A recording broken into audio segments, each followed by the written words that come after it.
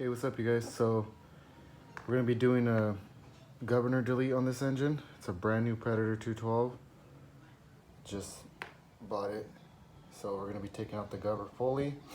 And then I'm going to be showing you guys how to run the stock carb when you delete the governor so you can still connect it so your linkage will still work. So I'll be showing you guys all that.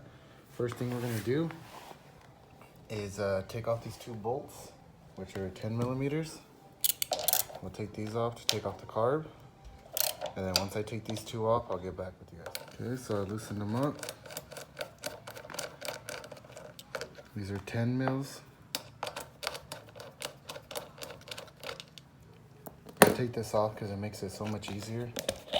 Let me see if this has a screw on top. Let's see. No, it don't. So all you're gonna do is you make sure these are like just like that. You'll pull it off, and then you'll have a hose in the back right here that goes into it. So what I do is I just, for right now, we pull it out of the head, and then we can pull this off. It's a little hard with one hand, but let me get this off real quick.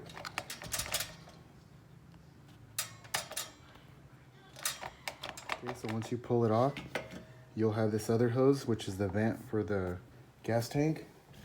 That one, normally what I do is I'll just snip it so we can take this off. We'll be reinstalling this after. So just so you can have more room in here. Second thing I take off is the exhaust, because I always remove the exhaust and put an aftermarket one.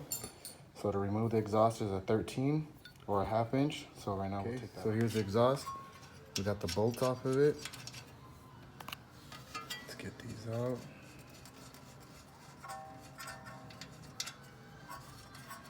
Okay, once we get these off, then we can remove this exhaust.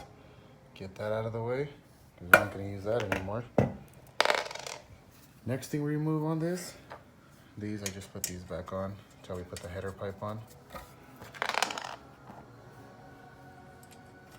So on these, next thing I remove is the gas tank, because we gotta get that out of the way.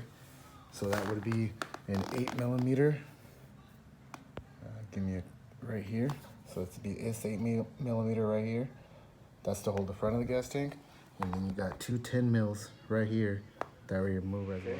So this is that 8 millimeter that sits in the front of the tank. You remove it out of here. And then you got your two down here, the 10 millimeters to hold the front of the tank. Let's take that off.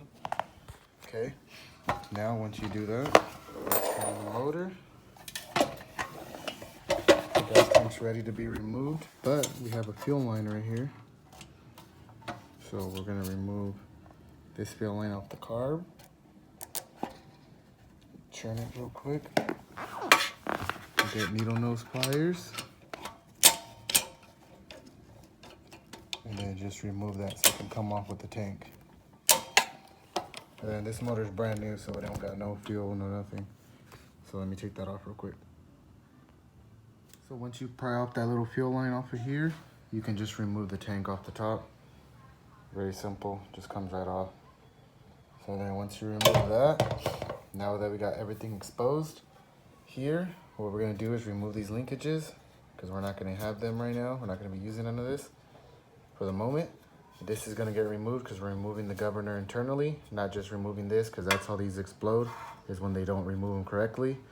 And then this ends up the flap opens and it just touches that rod and then it goes right through the block. So let me show you to remove it the right way the first time so you don't have that happen. So once you remove the linkages and stuff off of here, off the governor, you loosen up this 10 mil. You're gonna remove this entirely. And then we're gonna pull this off. Normally a flathead does the trick. Just kind of pry it open a bit.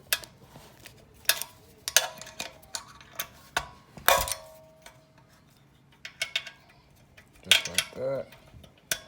Okay, so after we do that part, Now we're gonna flip the motor around and then we'll open up that side case. Once we open up that side case, then I'll show you how to do everything inside. Okay, so now that we're on this side, so we're gonna be removing all these 10mm bolts. The 1, 2, 3, 4, 5, 6 of them. So just gets off a 10 mil.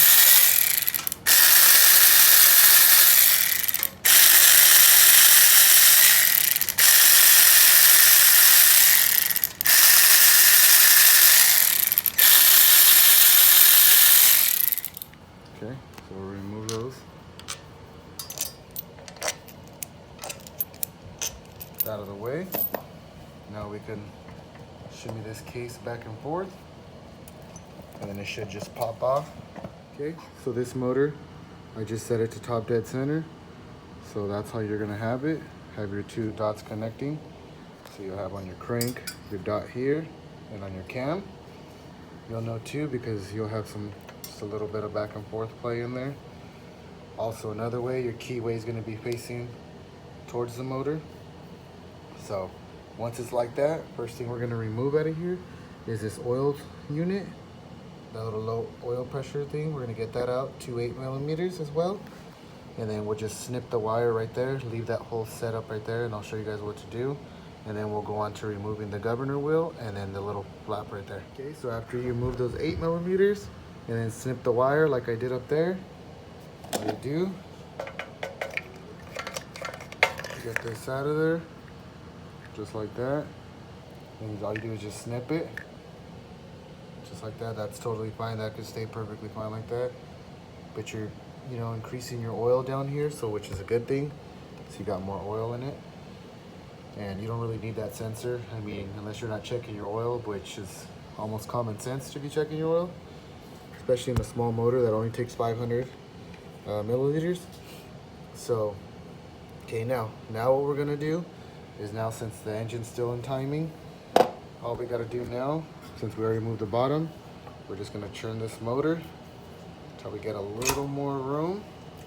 So, right there.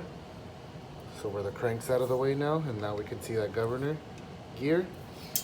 We're gonna remove this flap first, and then we're gonna take out this little pin on top. Let's see. And remove that little pin real quick. So we remove this, put that down. Okay, we're gonna push this through like that, and then we're gonna wiggle this. You gotta be careful because it has washers. We're gonna wiggle this out till it comes out, and then once we wriggle it out all the way to where it gets removed, then I'll show you what to do.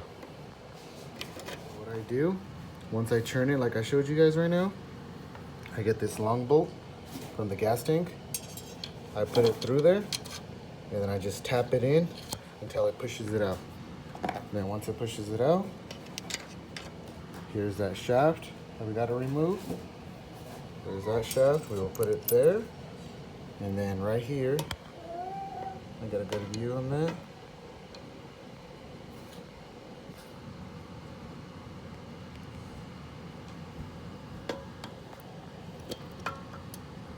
So you see that right there?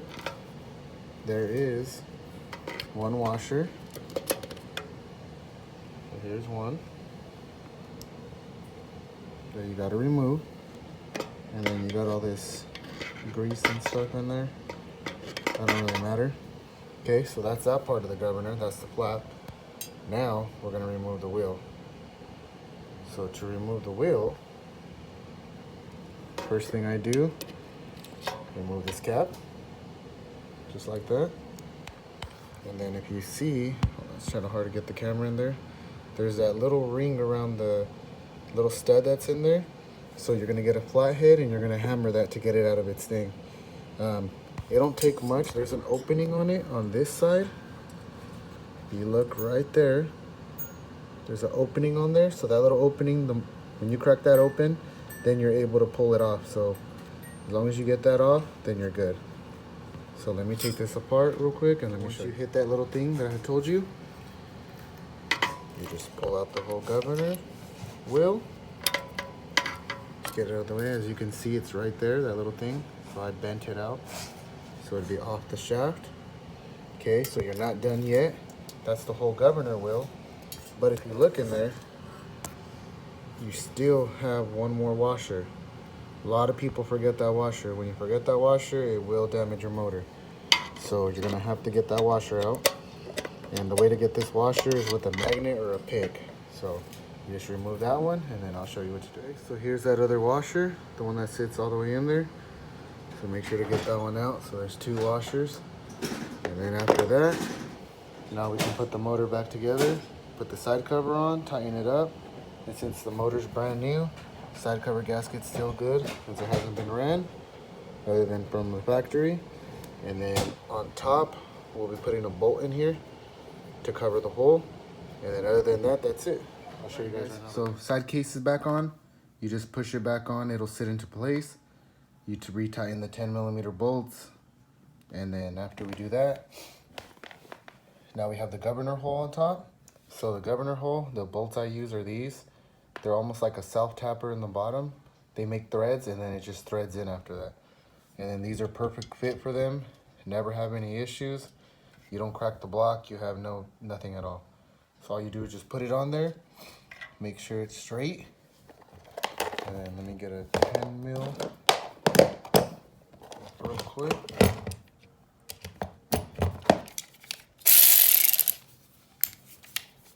And then you just put it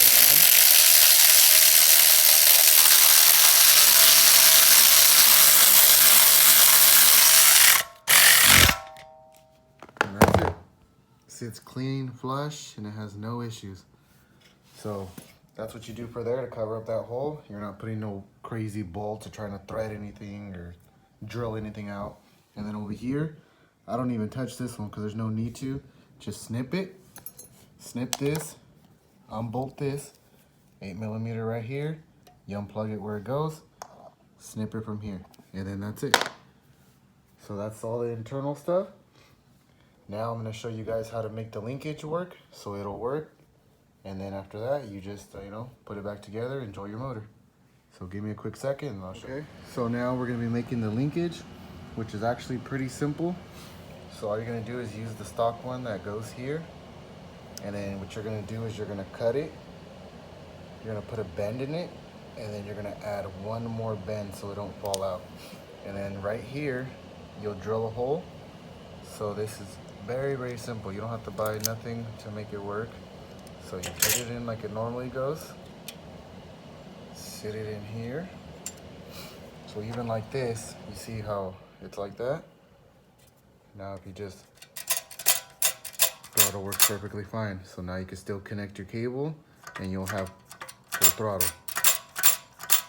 But I don't want to just leave it like this, so that's why I put another bend in it just to hold it so this don't pop out.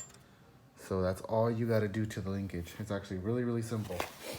You'll just measure it, you'll put it in, measure it to here roughly, somewhere, anywhere in here, make your hole, and then after you make your hole, you'll bend it. First you'll bend it, and then you make your hole roughly where you want it, and then you cut off that other little end that it has right here. It has like another little piece that moves. Well, not moves, but like has a bend in it. You'll cut that off, make that straight bend, and then make one more bend so it don't pop out of place. And other than that,